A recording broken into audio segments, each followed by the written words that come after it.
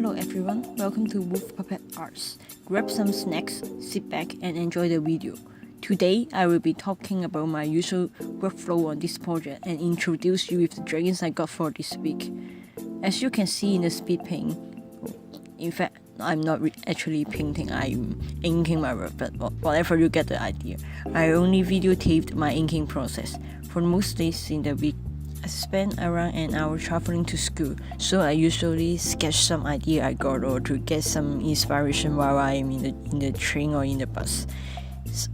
Usually, inspiration for me comes in all random places and under all random situations, and I can never know when it will hit me. So I got a small sketchbook with me that is about the size of my palm, so that I can take it everywhere I go and I can draw in it. Whether I'm in school, I'm listening to lectures. Okay, good students should not do this, but I'm not one, so never mind. So I can draw in it while I am in that lecture, after I have lunch and got some break time, and also while I'm commuting. I will write down ideas or just flip through my sketchbook and also get some ideas from my old sketches, so maybe I can branch out from them and get some more new ideas. So when I got back home, I will then take the simple sketches from my small sketchbook that I think I can work further on and sharpen them, and so that I will move them to the actual paper I use for my drawings, and to add details on the sketches or to change things up.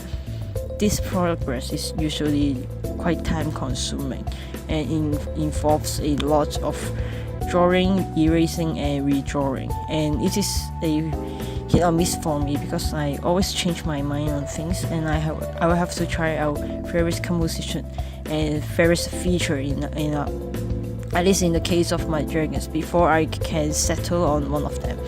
So after I finalize my sketches, I will usually wait for a while, sometimes a few hours, or maybe sometimes if I'm doing my sketches late at night, I will just look at it again when I got up the next day before I ink my work, because it is very difficult to change things around after you inked it. So by putting the sketches aside, I can identify some of my own mistakes better, and so that I can change things around before inking. So, and after I check my sketches, and I will go to ink my work, and that's the time when I start recording them, because I generally really take a lot of trials and errors on my sketches, so it will be kind of boring to record them, and because pencil marks are much lighter, and I don't think my camera can catch them up that great. So that's why you only see my inking progress. Maybe when I got better equipment, I may be able to get some sketching video for you all. Let's look at the dragons. First, we got one with many horns. Probably they will get an itch when fighting artists on the side. These horns also make them look much larger than their body alone, so it can be intimidating to other dragons, so they won't be attacked. For the next one, we got a dragon with a little demon look, with a semi-butterfly and semi-bat wing. Their wings work similar to the butterfly wings, not a dragon with a large size when comparing to others. Now, let's move on to this dragon that I have great fun designing. This fat one. The flap next to his cheeks can be controlled by the mood of the dragon. For example, it will open wide when the dragon is angry or feel threatened, while normally it remained wrapped closely to the neck of the dragon, so that the dragon can scare others and also show that they got a much larger size. I heard that wild animals usually do that when they are trying to defend themselves. If they look larger, their predators may be scared and won't attack them easily. So now let's move on to the fourth dragon and the last one we got for this week. Here it is. This one I got a very interesting story to tell. At least I think it is very interesting, whatever.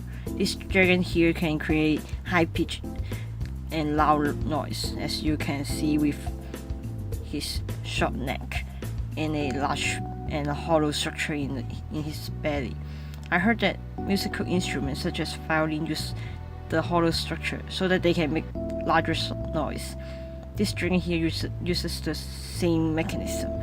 It can produce great noise which intimidates and annoy other dragons, so it can stay safe and also to talk with their same species of dragon over a long distance.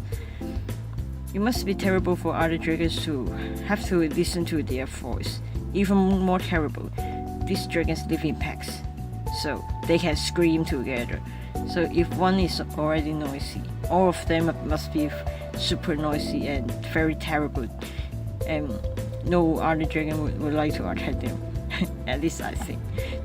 In order to protect themselves from their own noise, these dragons have slightly poor ears, but a much more sensitive nose. They also have a thick layer of membrane in their ears, so that their ears can keep closed when they start screaming, so that they can be protected themselves. So overall, I hope you enjoy this video, and give this video a thumbs up and subscribe if you enjoyed and want to see more dragons and more different drawings by me. Comment below and tell me what you think about this video and what you want me to talk about. Also, follow me on Instagram. Follow me on Instagram. Wolf_puppet. Wolf Puppet to see more. Hope you have a great day, and we will see you all again in the next video. Bye.